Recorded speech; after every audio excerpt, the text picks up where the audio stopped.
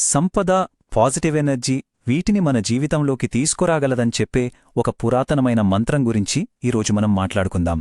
అదే స్వర్ణాకర్షణ భైరవ మంత్రం. శబ్ద తరంగాలు అంటే సౌండ్ వేవ్స్ మన రియాలిటీని మార్చగలవా? అసలిది సాధ్యమేనా? చూడండి, కొన్ని ప్రత్యేకమైన శబ్ద ప్రకంపనలు మన చుట్టూ ఉన్న ఎనర్జీని, చివరికి మన పరిస్థితుల్ని కూడా మార్చగలవని ఒక బలమైన నమ్మకముంది. మరి ఈ మంత్రం సరిగ్గా అదే పనిచేస్తుందని అంటారు. అదెలాగో కొంచెం వివరంగా చూద్దాం రండి. అసలు ఈ మంత్రం స్పెషాలిటీ ఏంటంటే, దీన్ని ఒక పవర్ఫుల్ టూల్ అని చెప్తారు. దీని వైబ్రేషన్స్ ప్రత్యేకంగా డబ్బు, సంపద, బంగారం ఇలాంటి వాటిని అట్రాక్ట్ చేసేలా డిజైన్ చేయబడ్డాయని అంటారు. అంటే ఈ మంత్రంలోని ప్రతి అక్షరంలో, ప్రతి సౌండ్లో ఒక ప్రత్యేకమైన ఆకర్షణ శక్తి దాగి ఉందన్నమాట. సరే, ఇప్పుడొక చాలా ఇంట్రెస్టింగ్ పాయింట్కి వద్దాం. ఈ మంత్రం గురించి చెప్పేవాళ్లలో చాలామంది నొక్కి చెప్పే విషయమేందంటే, దీని ప్రభావం వెంటనే కనిపిస్తుందట. అవును, మీరు విన్నది నిజమే, కేవలం నిమిషాల్లోనే. అవును, కేవలం 5 నిమిషాలు.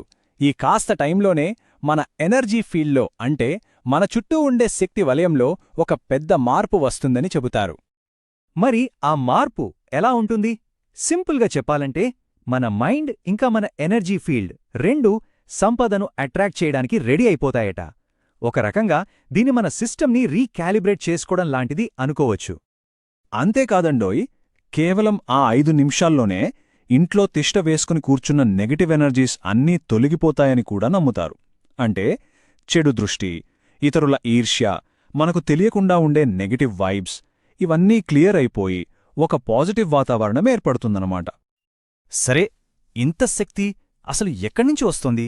ఈ మంత్రంలోని ప్రతి పదానికి, ప్రతి పదబంధానికి, అంటే ప్రతి ఫ్రేస్కి ఒక స్పెసిఫిక్ పర్పస్, ఒక ప్రత్యేకమైన పవర్ ఉందని చెబుతారు.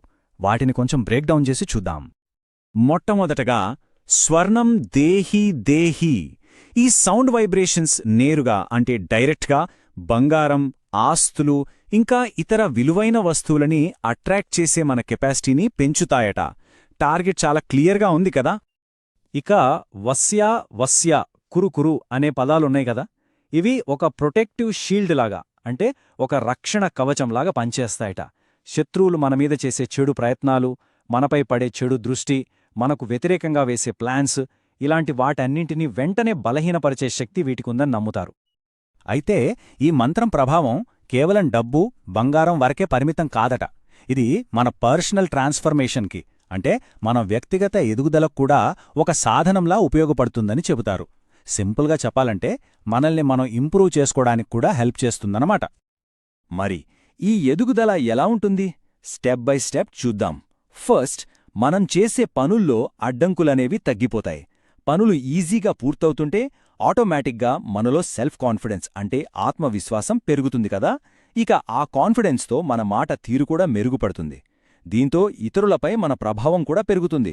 చూసారా, ఇదంతా ఒక చైన్ రియాక్షన్ లాంటిది. అన్నీ ఒకదానితో ఒకటి కనెక్ట్ అయ్యుంటాయి. సరే, ఇన్స్టెంట్ ఎఫెక్ట్స్ బావున్నాయి, పర్సనల్ గ్రోత్ కూడా బావుంది. కానీ ఈ మంత్రాన్ని కంటిన్యూస్గా వినడం లేదా జపించడం వల్ల లాంగ్ టర్మ్లో ఏం జరుగుతుంది? ఆ విషయాన్ని ఇప్పుడు చూద్దాం. లాంగ్ రన్లో చూస్తే మన జీవితంలో ఎదురయ్యే చెడు పరిస్థితులు, అంటే నెగటివ్ సిచ్యువేషన్స్ మెల్లమెల్లగా తగ్గిపోతాయట. అదే టైంలో అదృష్టం చాలా వేగంగా పెరుగుతుందని, లైఫ్లో ఒక కొత్త, మంచి ఫేజ్ స్టార్ట్ అవుతుందని నమ్ముతారు. ఇప్పుడుదాకా మనం మాట్లాడుకున్న అట్రాక్షన్, ప్రొటెక్షన్, గ్రోత్, అదృష్టం వీటన్నింటికీ మూలం ఆ పూర్తి స్వర్ణాకర్షణ భైరవ మంత్రం ఇదే. అంటే మన అదృష్టం, మన ఫార్చ్యూన్ నిజంగానే కేవలం ఒక వైబ్రేషన్ దూరంలో ఉందా? మనం పలికే శబ్దాల మీద అంతా ఆధారపడుందా? స్వర్ణాకర్షణ భైరవ మంత్రం వెనుక ఉన్న ఈ ఆలోచన నిజంగా మనల్ని ఆలోచింపజేస్తుంది కదూ.